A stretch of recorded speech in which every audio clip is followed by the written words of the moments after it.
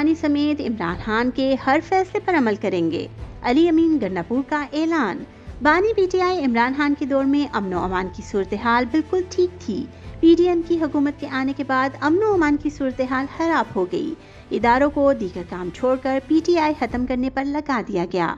हम दहशतगर्दी के खिलाफ फ्रंट लाइन पर लड़ रहे हैं। बाकी सूबों से हमारी कारकर्दगी बेहतरीन है।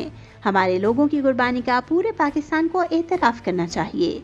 पड़ोसी मुल्क के साथ तवील बॉर्डर को अपने लोगों की कुर्बानियों से संभाल रहे हैं। हमारी पुलिस और सिक्योरिटी फोर्सेस अमन की खातिर अपनी जानों की कुर्बानी दे रहे हैं। लापता कारकुनों के हवाले से भी हमें शदीद तहफ़्फ़ुज़ात हैं। 68 कारकुनों को बुलेट इंजरीज हैं। हम अपने आईनी हकूक मांग रहे हैं। खान की रिहाई, लूटा हुआ मैंडेट वापस किया जाए। सिविल नाफरमानी की तहरीक का फैसला इमरान खान ने किया। उनका जो भी हुक्म है हमने उस पर उसकी रूह के मुताबिक नाफिज करना है। लेकिन अभी इस मामले पर क्लैरिटी नहीं कि इस पर अमल कैसे करना है।